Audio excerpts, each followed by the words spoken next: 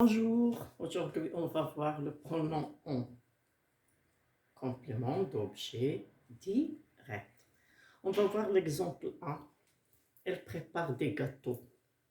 Alors, ce groupe nominal est précédé d'un déterminant article indéfini. Alors, si on a un article indéfini, on écrit on. Et l'on prépare. La première condition, si le groupe complément d'objet direct est précédé d'un déterminant article indéfini, soit un, soit une, soit des.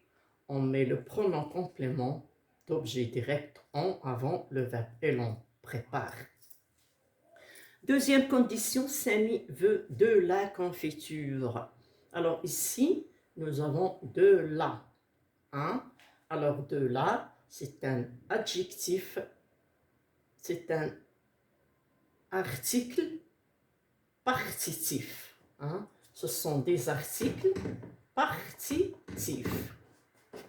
Alors, de là est un article. De là est un article partitif. Si on a un groupe nommé le complément d'objet direct précédé d'un article, partitif, on écrit on. Samy, on veut. Et bien sûr, on supprime le complément d'objet direct. Donc, la première condition, c'est le groupe complément d'objet direct précédé d'un déterminant article indéfini. Deuxième condition, c'est le groupe complément d'objet direct précédé d'un partitif, un article partitif. On va voir la troisième condition. Sophia achète 5 jupes.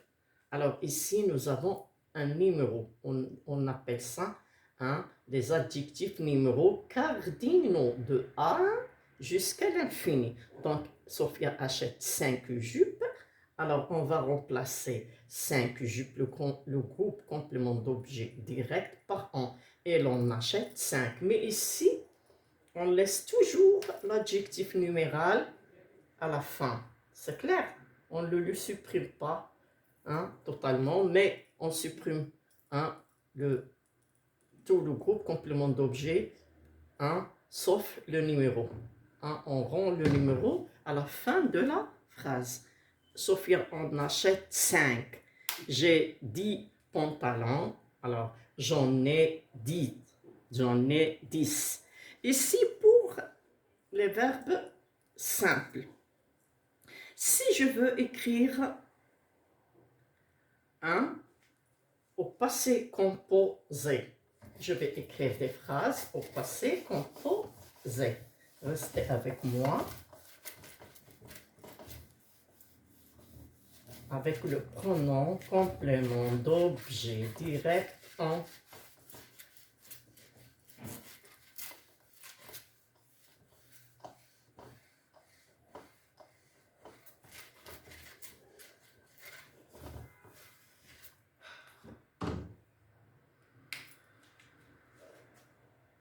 Elle a cuit une pizza.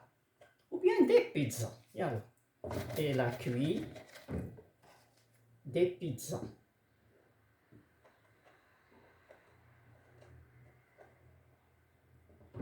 I de Z. Elle a cuit des pizzas. Alors, au passé composé, comment est-ce que le participe passé va s'accorder avec on? On va voir. Elle a cuit des pizzas. Regardez bien, elle est toujours avant l'auxiliaire. Tout à l'heure, elle est toujours en, le pronom complément d'objet direct en est toujours avant le verbe. Mais ici, il est toujours avant l'auxiliaire avoir. Voici le verbe cuire au passé composé.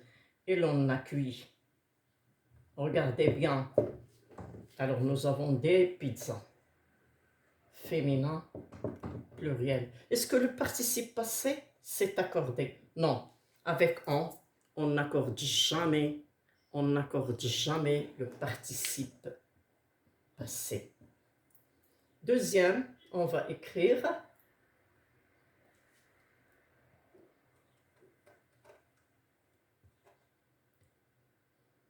Elle a voulu des bananes.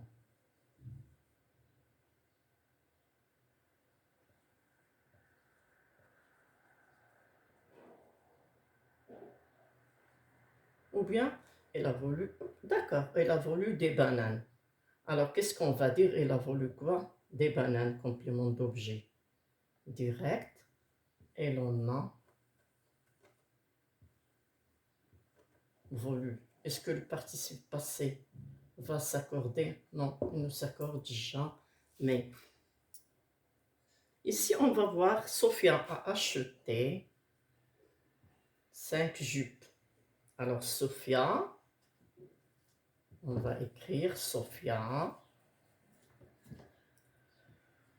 On a acheté, on enlève l'accent bien sûr, on n'est plus le muet.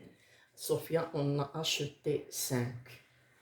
Conclusion, le pronom on s'écrit dans 3 conditions avant le verbe s'il remplace le complément d'objet direct. Si ce complément d'objet direct est précédé d'un déterminant indéfini, première condition. Deuxième condition, c'est le complément d'objet. Le groupe complément d'objet direct est précédé du partitif. Alors le pronom on s'écrit avant le verbe. La troisième condition, c'est on a un adjectif numéral, des adjectifs numéraux cardinaux. 1, on va remplacer le complément d'objet direct avec on qui précède le verbe dans les temps simples. Dans les temps composés, le pronom on remplace le complément d'objet direct et s'écrit avant l'auxiliaire. Et s'écrit avant l'auxiliaire. Avant l'auxiliaire. Avant l'auxiliaire. Avant l'auxiliaire. Et le participe passé ne s'accorde jamais. À bientôt.